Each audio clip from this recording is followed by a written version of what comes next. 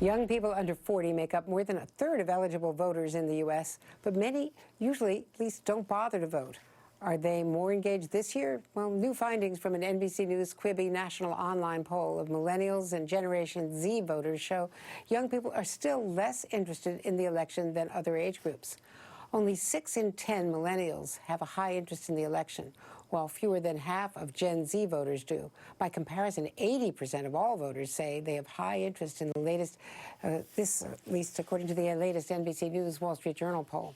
But young voters do overwhelmingly prefer Joe Biden to be president to President Trump in this race. Biden leading 64 to 22% among Gen Z voters and 50 to 36% among millennials.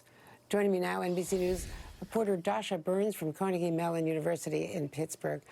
Dasha, you've talked to Gen Z students there about the issues. What are you hearing about whether they're even planning to vote?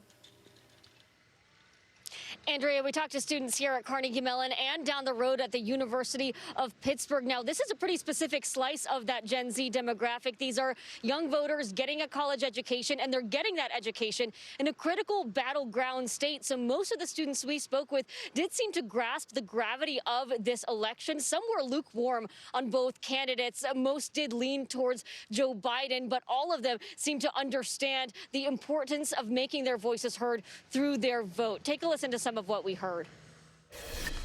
Me and my roommate have been watching the debates and we're registered, trying to get our friends to register. Due to some of the situations of riot recently, specifically like coronavirus and racial tensions, I've been a lot more interested in this election. I'm not very interested because of the two candidates, but I mean, I have to vote. It's my duty as a citizen. Hopeful but scared for this election, for sure. If you don't have hope, you don't have anything. And I think that's the one thing I've tried to keep in mind and keep in my heart is hope, and knowing that, you know, we've been through tough times as a country before, and I believe in the people of this country, maybe not always the leadership.